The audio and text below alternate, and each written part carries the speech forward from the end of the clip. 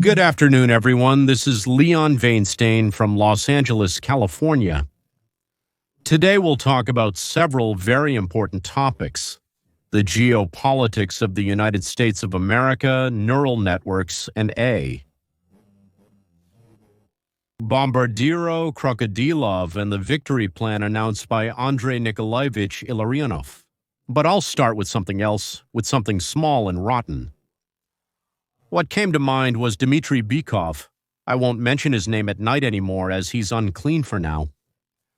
And for what reason? So I remembered. Do you remember? He was shouting about Elon Musk on every corner, about him raising his hand toward the American flag, and he said that Musk was making a Nazi salute. That is, he was zigging, as I understand it. Yes, that's what Bykov was saying, looking up at the ceiling thoughtfully as if pondering the twist of fate, and about how Elon Musk turned out to be a fascist who isn't afraid to make a Nazi salute, right on television screens, in front of billions of viewers. That's it. Bykov said the following. I remember, it struck me. If it looks like fascism, if it smells like fascism, then it's fascism. So today, the leader of the Democrats, the Democratic Party in Congress, Hakeem Jeffries, came on stage and saluted the American flag with his right hand raised. And thus, in a figurative expression, Bykov, he gave a Nazi salute. Maybe it wasn't Bykov who came up with this. I just heard it from him first. This word is unfamiliar to me. And I'll tell you the following.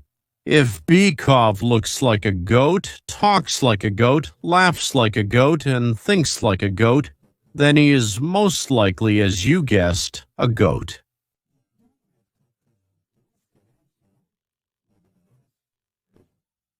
And now about geopolitics. 277,000 Chinese students in the United States may be deported back to China in the near future. All of them signed obligations in China to transmit home any information that the motherland requires, especially information about secret projects that the universities where they study and work are doing for the United States Department of Defense.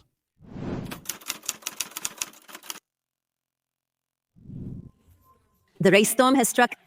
277,000 Chinese students in the United States face deportation and visa cancellation threats. Universities are forced to end partnerships with Chinese institutions.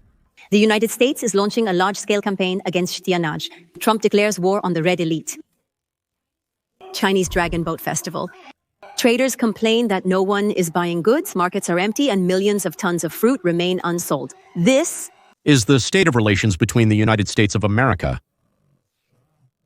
which wanted to establish fair trade relations with China, but instead it seems China declared a trade war on its best customer. At the very least, it's not very smart. 300 participants at the exhibition, but only 3 orders in total. A fair 300 manufacturers, and we spent 3 days hoping for orders. But during those days, only 3 sales were made at the entire fair. The banking sector is barely holding on. Almost 80% of bank executives in mainland China are facing salary cuts. 80% of bank employees will either be laid off or have their salaries significantly reduced. Chinese students in the United States are increasingly worried about their ability to complete their studies, fearing they may be forced to return to China before graduation. Getting a raise has become even more difficult. And now even extracurricular internship programs are at risk of being cancelled. As previously reported on May 28, 2025, United States Secretary of State Marco Rubio published a brief statement on the State Department's website announcing a mass review of student visas for Chinese students. The statement also indicated that the visa policy would be reviewed in order to introduce stricter screening of all visa applications from China and Hong Kong. A 22-year-old student named Chen, who was admitted to a master's program in the humanities at the University of North Carolina at Chapel Hill, expressed deep concern after seeing the reaction on social media to this news. Another student from Chengdu stated that she would postpone her enrollment for one semester if she could not obtain a visa in time, adding that she might accept an offer from the London School of Economics if studying in the United States becomes impossible. Meanwhile, a Chinese graduate student from the University of Wisconsin-Madison advised that the good times for international students are over, which indicates the beginning of new challenges. At a press conference of the Ministry of Foreign Affairs of China on May 29, 2025, a representative of the Ministry of Foreign Affairs did not accuse the United States of using ideology and national security as a pretext for unfairly revoking visas for Chinese students. To unfairly cancel Chinese student visas. This was the United States' response to the order of the Chinese government, 2024, where it is stated that all organizations and citizens of China are required to assist, support, and cooperate with Chinese intelligence agencies. The law has, it is written there in the law, extraterritorial application, meaning it is not tied to any specific territory. Wherever Chinese people are, they must cooperate with the authorities. It is known that, for example, all Chinese students in Sweden signed a secret agreement to serve the interests of the regime, which turned them into agents of the Chinese Communist Party, or in our terms, spies. The Chinese Students Association exists all over the world, so to speak, abroad and also in China. I don't know exactly what it does in China itself, but abroad it does a very simple thing. It monitors and keeps track of people. They call it monitoring students, staff, employees, and graduate students, and they also provide operational guidance to them. All students in China have close relatives left behind, hostages. That is, in our way, yes. The social networks of Chinese students are monitored by China's foreign intelligence. Their emails are monitored, as well as all kinds of communications. They are forbidden to communicate with their people inside China, to use those internet tools that the Chinese cannot eavesdrop on. Just a day before the announcement of the visa cancellations on May 27, 2025, the Trump administration announced that it was suspending the issuance of all new visas for foreign students at United States embassies around the world. This order, included in an internal memo signed by Rubio, is part of the State Department's plan to strengthen screening, particularly through more thorough monitoring of social networks. The cancellation of visas for Chinese students is part of a broader policy by the Trump administration aimed at restricting foreign students' access to higher education in the United States under the pretext of national security concerns. And Secretary Rubio also emphasized that students studying in sensitive fields, such as artificial intelligence, semiconductors, and biotechnology, will be subject to more thorough screening. He stated that the United States will not allow hostile regimes to use our educational system to gain access to key technologies and defense knowledge. The Chinese steal our technologies, send their spies disguised as students, and in addition, they bribe not only Chinese employees but also American Chinese with blackmailers. This is coming to an end. Enough. In the 2023 to the 2024 academic year, in the United States, more than 1 1/10 million international students were enrolled, about half of whom came from India and China. 500,000 from India and China. Earlier, the Federal Bureau of Investigation warned on its website that the Communist Party of China uses graduate students and postdoctoral researchers in fields such as engineering, science, and mathematics to collect intellectual property. These concerns are not unfounded, since the Federal Bureau of Investigation has repeatedly warned that China uses academic exchange programs to gather intelligence information. Even leading educational institutions such as Harvard and Caltech have been investigated in connection with suspicions of technology theft by the Chinese government. Associate Professor Shenmin Shi from Tamkang University in Taiwan noted that Trump's policy is clearly linked to concerns about influence on campuses and technology leaks. He highlighted a recent scandal involving Harvard, when the United States Department of Homeland Security sent a letter asking whether the university was cooperating with the Communist Party of China. On May 22, 2025, Secretary of Homeland Security, Kristi Noem, ordered the termination of Harvard's certification under the program for students and exchange participants. This means that Harvard can no longer accept new international students, and thousands of current students must either transfer or leave the United States. Noam accused Harvard of failing to protect its students, allowing crime to increase on campus, implementing discriminatory policies of diversity, equity, and inclusion, and also accepting large donations from foreign governments. Between 2022 and 2023, the crime rate on campus increased by 55%. The number of serious assaults increased by 295%, and the number of robberies rose by 560%.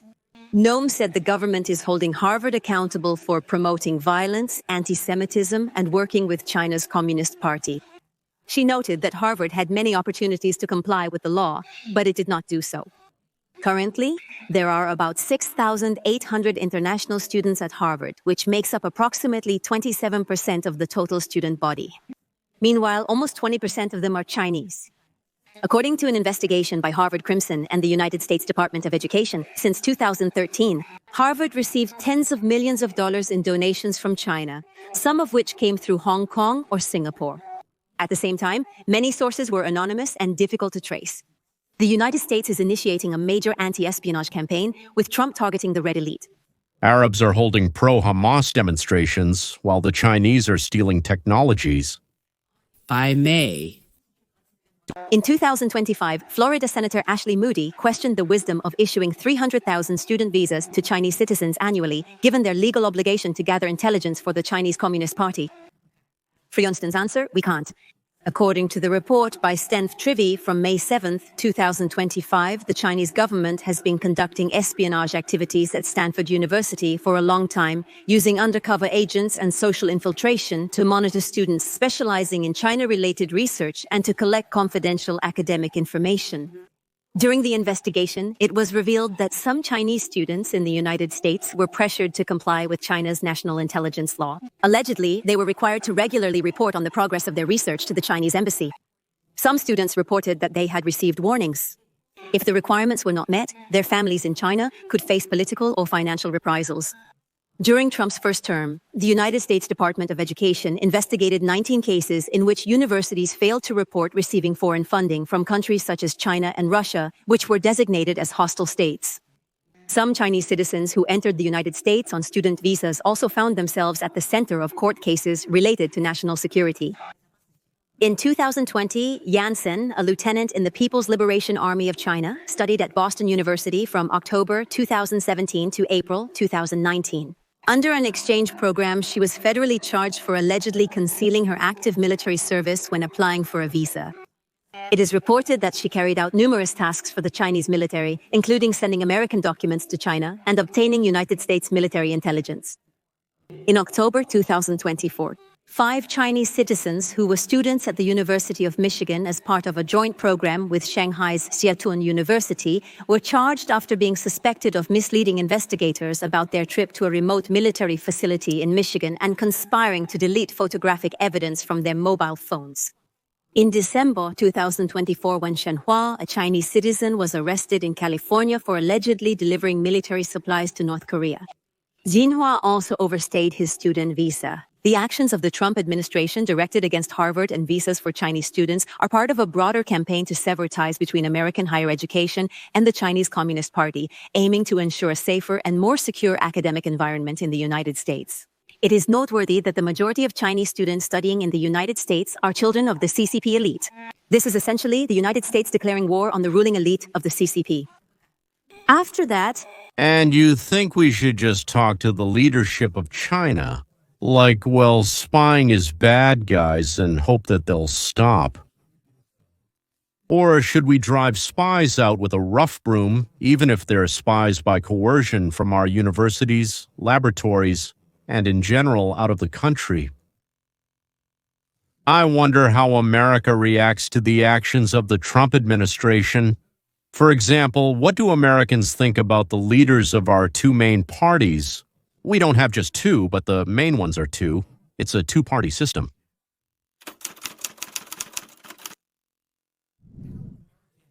How do Americans in general perceive the parties? Which party can best be described as the one with strong leaders? Look at this. 16% of Americans think that the Democrats have strong leaders, while 40% say that's the Republican Party. Overall, neither party is doing great. Many Americans believe neither party possesses these qualities. However, the situation is far worse for the Democrats, who are expected to deliver results. Only 19% of Americans say this about the Democrats, while 36% say this about the Republicans. Only 16% of the population think the Democrats have strong leaders. That is, in fact, this means that more than half of the members of the Democratic Party believe they don't have a leader. 40% of Americans, that is, well, all Republicans plus a few percent of independents, believe there is a strong leader in the White House, and they like it. But the question of which party is doing what the country needs, only 19% of the population answered Democrats. That is, again, a little more than half of their party. Their own party, in fact, believes that no, they are not doing what the country needs.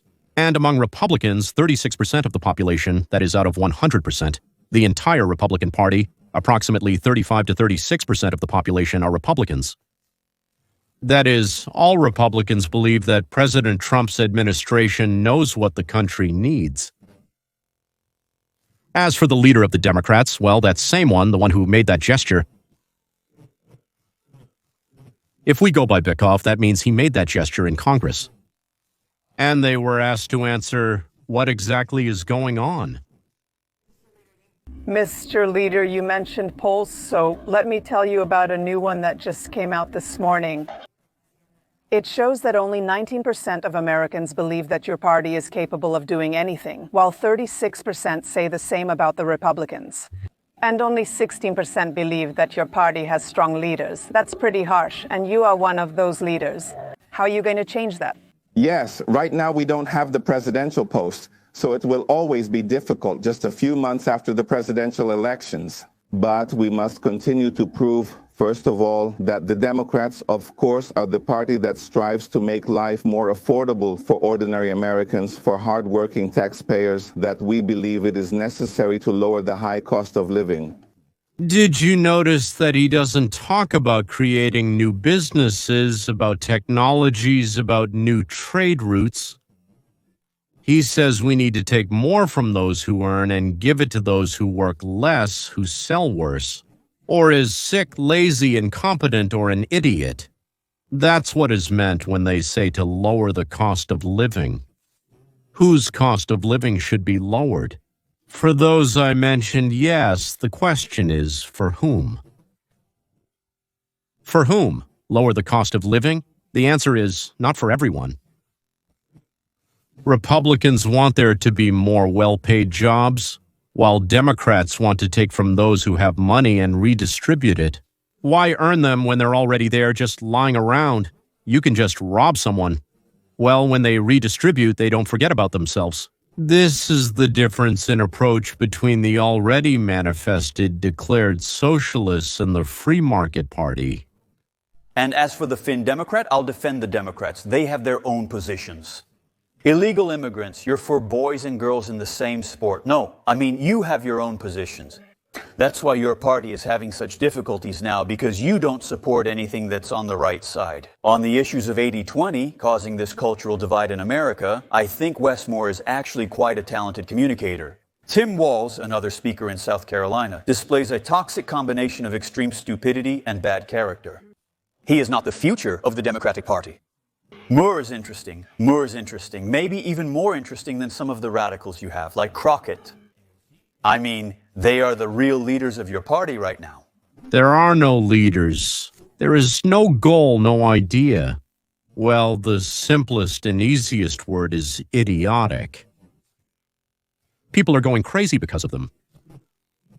And they are still trying with all their might, well, on the verge of illegality, I would say, to stop or slow down the recovery of the country. Let things get worse for everyone as long as, that Rizzi doesn't succeed and we get the power back. It seems that this phrase, bombardiro crocodila, bombing the crocodile, became popular in the Russian-speaking internet after the first phase of Operation Web. The well-thought-out operation was carried out professionally. Almost simultaneously on Sunday, Ukrainian drones took off from long-parked containers and 4 Russian military airfields came under attack. Heavy bombers were stationed at the airfields from which Russian missiles were launched. According to various sources, from 8 to 35 of these heavy bombers were completely destroyed. Naturally, Ukraine says that 35 were destroyed, while Russia claims only 2. That's it.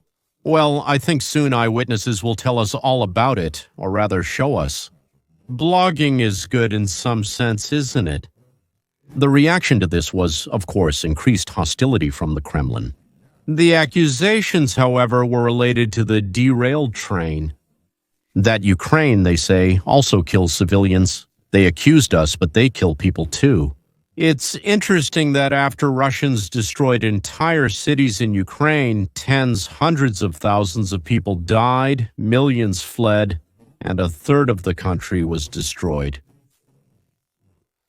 Lavrov called Rubio after that and complained about Ukrainian terrorists. Rubio expressed his condolences to the victims. I would change this artificial intelligence-generated phrase bombardiro crocodila to bombardiro crocodilov, because Putin, Lavrov, Peskov, and other bears in a Shoigu are already significantly more like crocodiles than people. Ukrainians really needed an emotional boost to lift their morale, of course, and they got it, both on the battlefield and at the negotiations. Unfortunately, this doesn't change anything right now. But, as they say, high morale works wonders, and only the brave conquer the seas.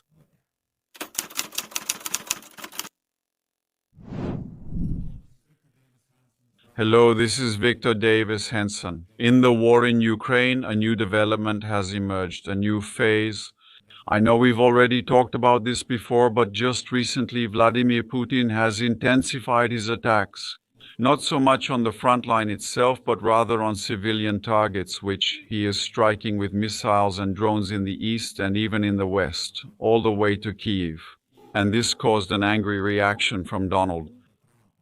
I think the subtext of Donald Trump's message is something like, "Hold on, Vladimir, I did tell Zelensky not to ask for so much and to be ready for a truce. We already have a deal in the works.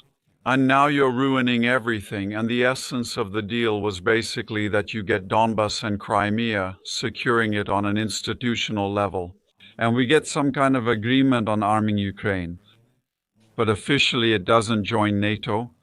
That is, Victor Kenson believes that an agreement was reached on the division of Ukraine and on arming independent Ukraine with modern weapons. But instead of reducing the bloodshed, Putin began killing more and more civilians. And somewhere where the battle line is, and somewhere there where the front line now passes, a truce will be concluded, and then an economic zone with rare minerals will appear, a kind of containment line. And based on this general scheme, we could hold a peace conference and work out the details. But now you are starting an escalation that destroys my dreams of solving the problem I inherited from Joe Biden. And he, Trump, says rather irritably, "You know, Vladimir is acting like a madman." The leftists were delighted and said, "See, Trump has finally agreed with our point of view." I don't even want to comment on statements like, Trump has seen the light, Trump has finally started to understand, because from the leftists, I learned that Trump is finished. Idiot, moron, loser, and of course, scoundrel. And he can't understand anything, being a moron. To see the light, you need eyes, and judging by the Russian-speaking and, by the way, English-speaking internet, Trump only has a mouth to eat like there's no tomorrow, but he has no eyes or brain.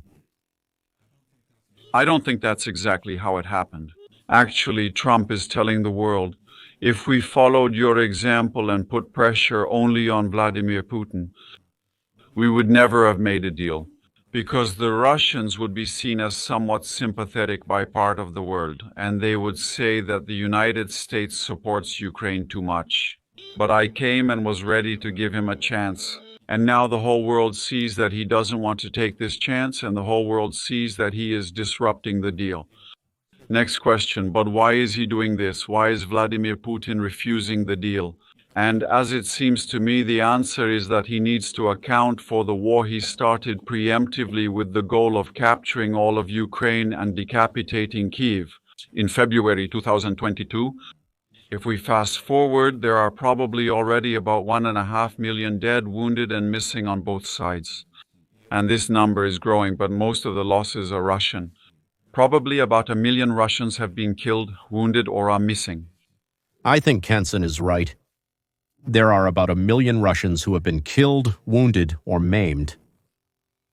And someone will have to explain to their wives, children, and mothers why exactly they died. And Vladimir Putin, even though he is a dictator with absolute power, no dictator actually has absolute power.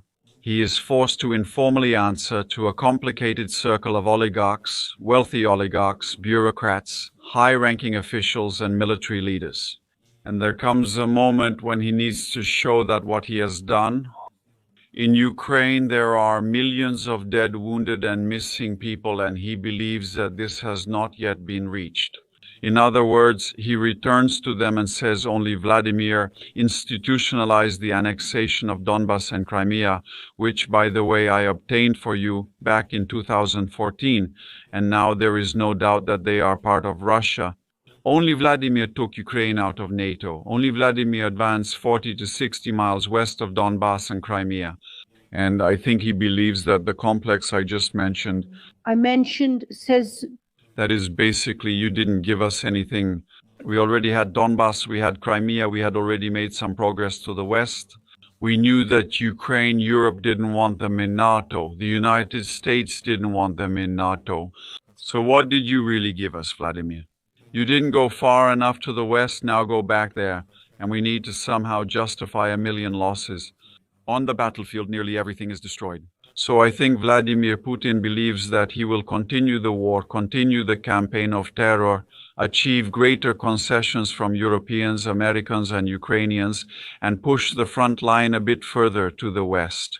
If that's the case, then Putin is a fool. He's cunning. He is, of course, a poisonous, malicious spider, but he doesn't know how to read strong, confident people. They over there in the Great Britain think that agreeing to endure something for a while is a sign of weakness, of insecurity, and that means it allows them to grab even more. If I were Vladimir Putin, I would make a deal today, and then I would resume the supply of natural gas and oil to Europe. I would reopen the economy and tell the Russian people what you have accomplished. I don't think that would be entirely true, but you could tell them, only thanks to me, Crimea has remained forever where it belongs, in Russia. The same goes for Donbas, and I stood up to the West and said, no NATO, and I won this war. This is not the best scenario, but it is much better than another Stalingrad, Verdun, or Somme for Russia in the next 2 years. I think Putin and his inner circle, they think in a pre-Trump system way of thinking. When politics could be calculated and predicted, when leaders would follow public opinion, if you knew public opinion, you knew where politics would go. In the United States now, there is an unpredictable president, an unpredictable politician, and there is also someone who can change the mood and perception among American voters. And this is difficult to understand and accept for non-Americans. And, by the way, it's also hard for many Americans, those who, live in America, like Bykov, right? You can't really call him an American, of course, he hasn't learned it. I clearly understand that Bykov is a poet, a writer, a literary critic. They say he's remarkable, outstanding, tells stories wonderfully, but outside of his professional activity, outside of his field, it's terrible, isn't it? He hasn't learned how to think, only how to drool from the corners of his mouth and quietly pollute the air. So what will happen? Of course, it's hard to predict, but we can talk about trends, about what could theoretically happen. For 4 months, negotiations were held between the United States and Russia. The Americans, including Trump, spent a lot of time making plans, discussing changes and corrections with the Russian side. All of this was for the settlement of a war that isn't ours. The first surprise for us was that Ukraine had an absolutely unrealistic view on solving their territorial problems. Having given a fifth of their territory to the enemy, and having neither the weapons nor the strength to drive them out, the Ukrainian leadership swore that they would not end the war until the last Russian soldier was driven out of their territory, out of their country. But they cannot drive the Russians out. And there is no one they could, as they say, invite to do it for them. Inside the country, hatred is being stirred up in every possible way against the only person from whom salvation could come, or at the very least from whom help could come. Maybe not in the form they would like, but help not to perish, help not to fall apart, help not to give the country to the enemy. And so, against this one person, the Ukrainian mass media and the Ukrainian leadership are conducting an even more vicious campaign of hatred than against Putin. Ladies and gentlemen, think about this, more than against Putin.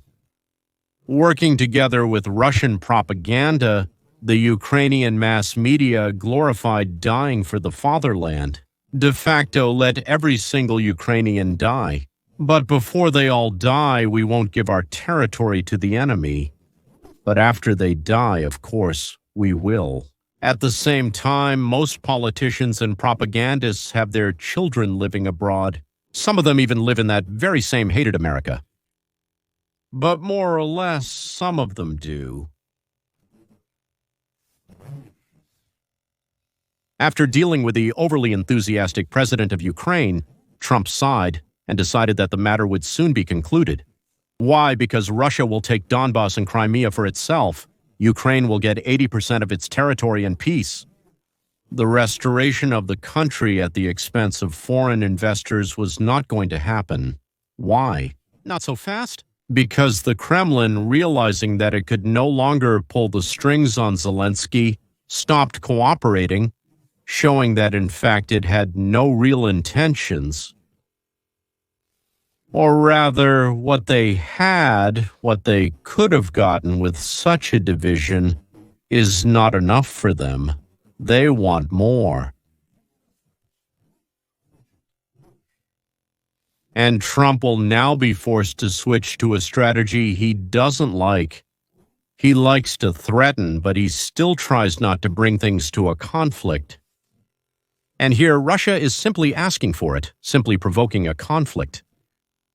More precisely, Russia thinks they've figured Trump out, and that he is what the Chinese call a paper tiger. I don't know how Trump will react to this provocation, this taunt, from my point of view. He once shot at Wagner fighters, bombed the airfield in Syria where Russia stored its toxic gas. What will he do now? No one. Well, at least I definitely don't. I don't know. And I can't even imagine. But Trump is going to respond to Putin now, and it won't be a friendly phone call to talk about Kabaeva's pregnancy. I have a feeling that there's going to be a tough, direct conversation now. So, ladies and gentlemen, fasten your seatbelts and hold on tight. Because honestly, I can't predict where and how sharply Trump will turn, or at what speed. And if Bykov, Khodorkovsky, Gordon, or Barashkin say they can, please spit in their faces with poisonous saliva. They say that you can't scare a disease with another disease. By the way, I dislike these half-wits just as much as you do. Maybe even more. And now, for dessert, ladies and gentlemen, the victory plan. I've long been surprised by the change in position of Andrei Illarionov, and I wanted to ask him a question that instead of me was asked by a charming Ukrainian girl, a host on television or a podcast, I don't even know. Honestly, I would have used 4 words. And she, a bit nervous, I would say, tried not to look like a traitor to her homeland. Asking, so to speak, this question or these questions, she spent 3 or 4, maybe even 5 minutes on it. Here it is. But first, what did Andrei Nikolaevich say? And how did she, so to speak, react to it? That's why all these statements made by Kellogg, made by Rubia, made by Vance, made by Trump, that this war has no military solution. It's just a reflection of their own fantasies, which have nothing to do with reality. This war, unfortunately, has no military solution. This war has only a military solution, and this military solution is called the military defeat of the aggressor. There are no other options.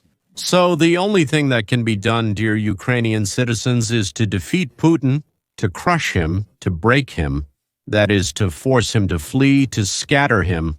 But how? By the way, why don't Trump, Rubio, and all the American warriors understand such a simple truth? Judging by the way they act, no amount of time will help them. They simply don't understand this, or they don't want to understand. Either the Nobel Prize or the ghost of the Nobel Prize has completely clouded their minds.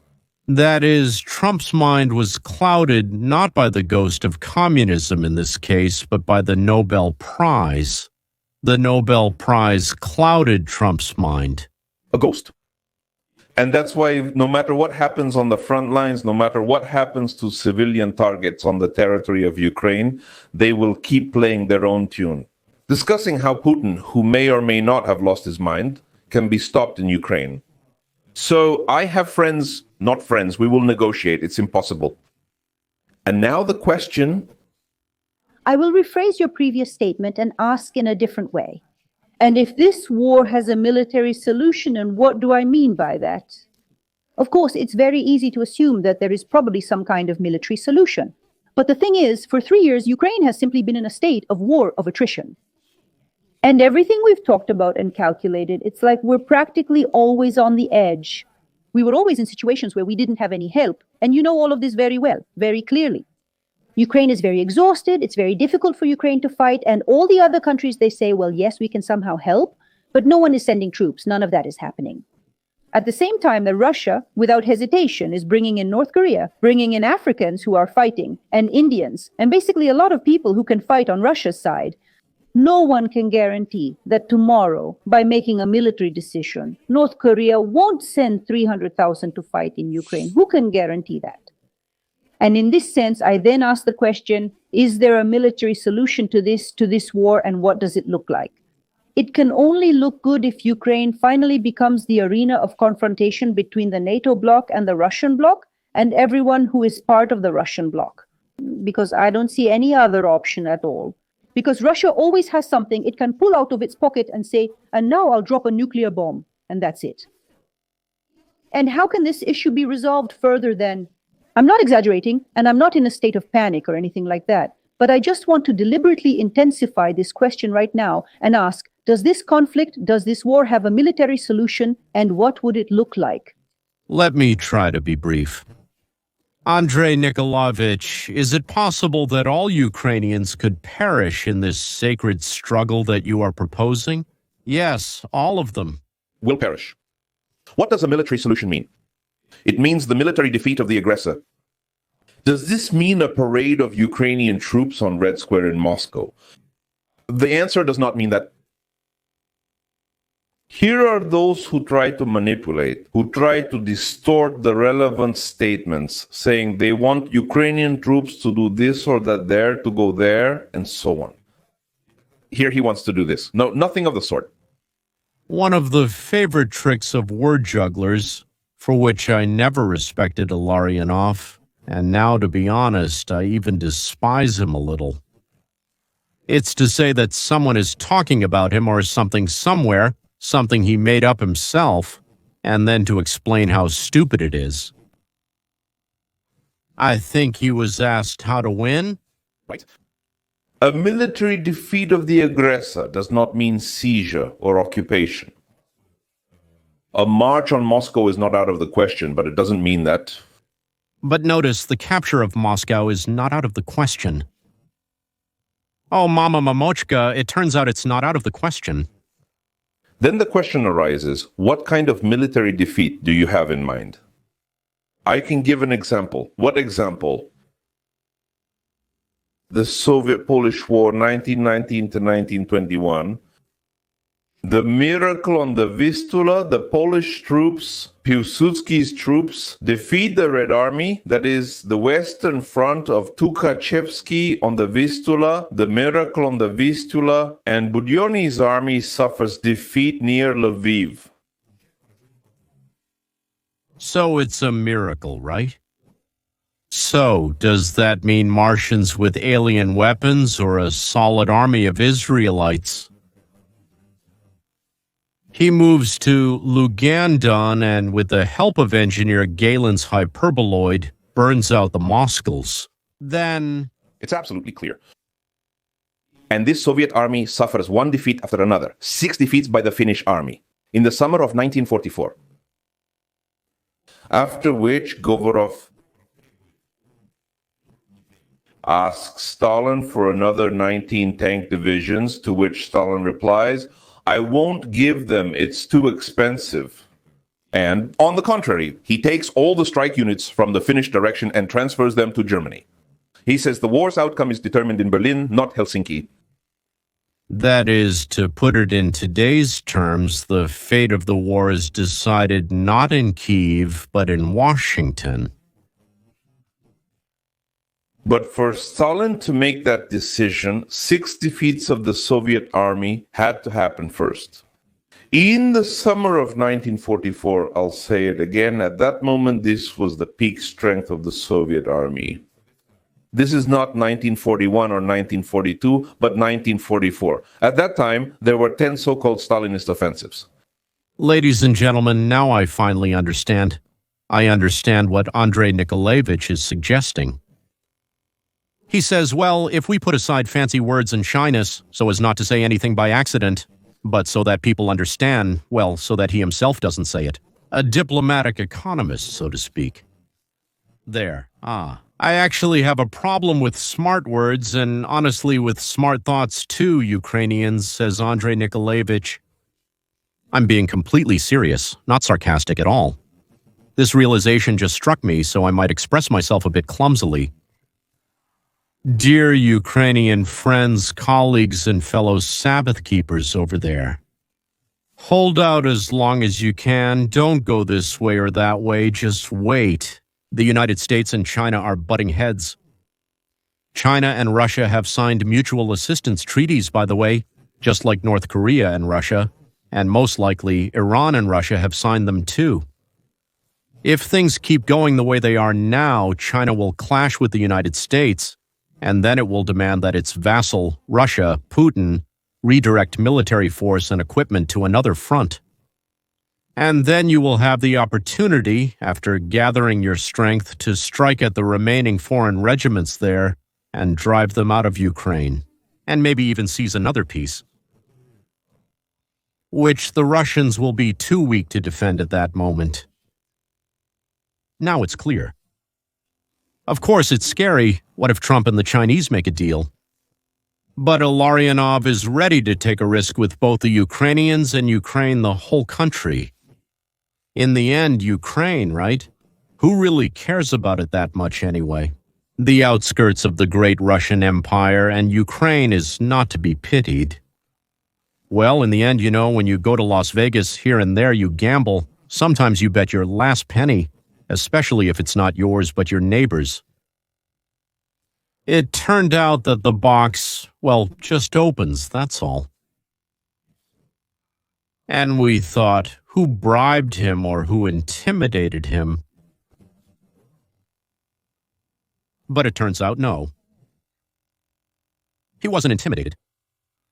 He just had this thought, and now he's saying, guys, let's bet all of Ukraine. Maybe we'll win. That's all. Until next time.